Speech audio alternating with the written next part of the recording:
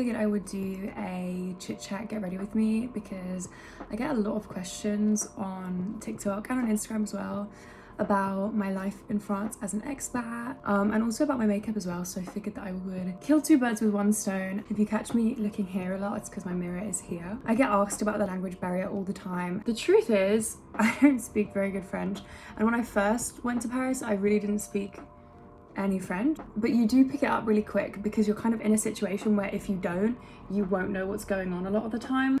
I did go to French classes. My experience was all online and I found that really difficult via Zoom for 2 hours every morning. I really struggled. But you can obviously go to in-person classes now, which I imagine are much more practical. I just have learned so much through not even being in classes that I feel like they're unnecessary. That being said, a lot of people learn a lot in classes, so it's really down to the individual.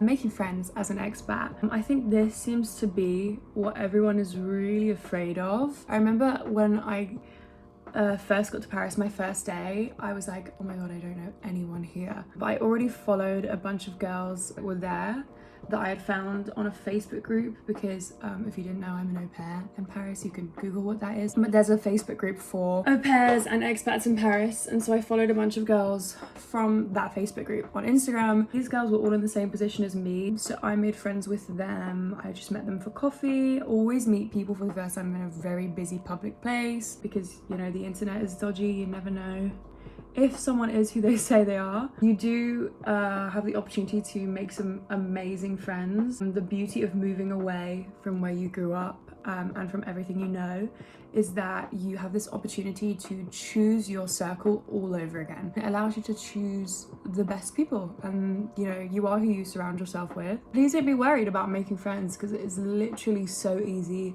There's so many people that move to the city and know no one. Everyone is so open to making new friends, from my experience anyway, because nobody wants to be lonely. So long as you take that leap and put yourself out there, I don't think you have to worry about making friends at all. If you meet people that you don't vibe with, just arrange to meet more people. That's the beauty of it. Huge city, loads of people. One thing I do want to talk about is being gay in Paris, because I also get lots of questions about this. I've never had a bad experience. I think when I first started dating Emily, I was kind of reluctant to be super affectionate with her in public, but in France, you know, I've never had any problems. We walk down the street holding hands, we kiss in public, and no one seems to bat an eyelid.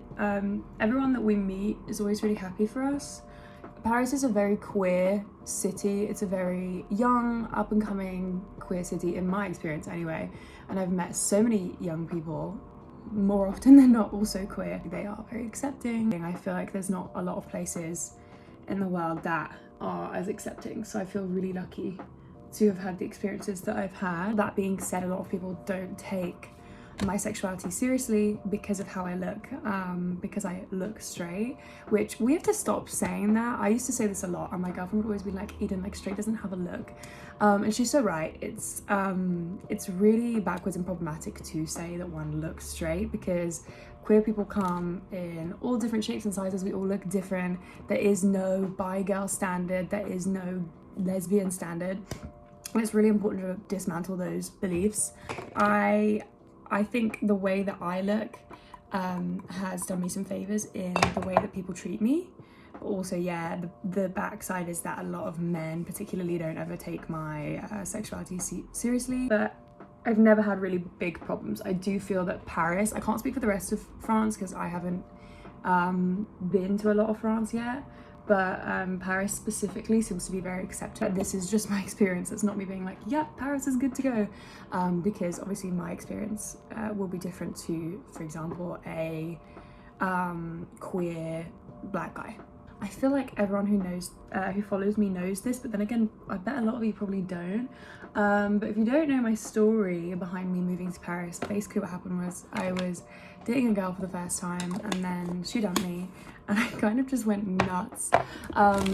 Life felt so stagnant and like it was going nowhere, and so what I decided to do was literally just drop everything and move to Paris and hope that I would find myself there. And I was originally only meant to be there for 9 months, but it's now been over a year. So as you can see, plans change.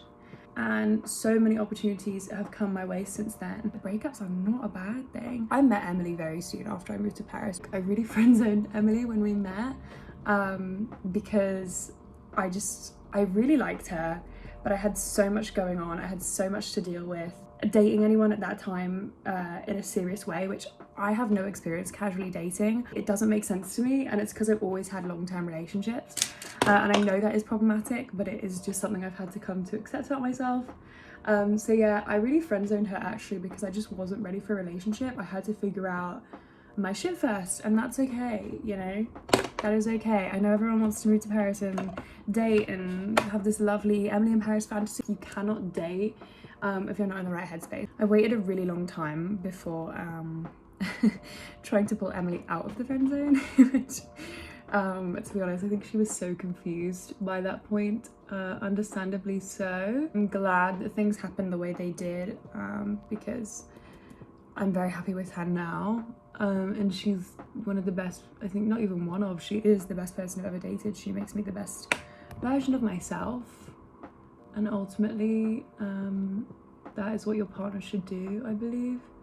It's really hard for me, actually, sometimes being in such a healthy relationship, because when you go from being in relationships that were never healthy, it's really hard to unlearn the behaviors from all these unhealthy cycles that you went through. She is so patient and so kind, and she always listens. I'm basically head of the Emily fan club. Don't get it twisted, there's some really evil people in Paris. It's really easy to end up in the wrong crowds. It's really important to know your boundaries and to not let people cross those boundaries. I get so many questions about culture shocks in Paris. I'm a vegetarian. One thing I've noticed is it's really hard to be vegetarian in Paris because unless you want to eat salad all the time. Then again, I'm quite fussy. I'm a fussy eater, so I could be being dramatic, to be fair. If you're from the UK, then you'll know about corn stuff. They do amazing meat substitutes that really taste great. In Paris, the only thing really that I found similar is tofu. Sorry, I know it's a slightly different angle. I just knocked my camera off. Another culture shock is Sundays. Nothing is open on a Sunday. This is about to look insane, but it's just a lash primer. I've been doing this for years now. Somebody asked me the other day how I came out. I kind of didn't. There was a situation where I had a friend and she was bi and out and bi, and I was kind of just like questioning my sexuality at this point. I was really interested in her. We went on a vacation and we were roommates, and I'm gonna let you fill in the rest of that story. I came back and I told my mom, and I think she thought it was like a phase till I dated the girl who dumped me and then I moved to Paris. That point I had to like come out to my mum properly. Like I remember I came home and I was so nervous. I'd been on a date with the girl that I was dating. So I came home, I dragged my mum into my bedroom and I told her that I was like, I think, I'm like bisexual, and I was like crying. And she was like, yeah, I know, that's fine. And then I literally was like, yeah, okay, I'm dating a girl, can you go tell dad? And that was that. And then basically my mum has just been the person that's gone around telling everyone. When I meet people in Paris now, I just immediately start talking about my girlfriend, like when I meet new people, because I want people to know right off the bat that I'm gay and in a lesbian relationship. Like that's a big part of my life, and if you can't accept that, then we can't have a relationship at all. But yeah, I'm sorry, I don't have a very interesting coming out story. So if you're wondering what this is, it's just a lip tint that I use under lipstick to make my lipstick last a little bit longer. I love pink and just everything that's ever been classically feminine. I think when I was younger, I always tried to hide this back because I think people didn't think it was cool. So many people in Paris have such individual style that I feel like I'm finally in a place where I can express and dress in a way that feels personal to me. Parisian style classically is a little bit more laid back than how I like to dress. If you take one thing away from this video, and I know this wasn't much of a tutorial, let it be to buy a lash primer.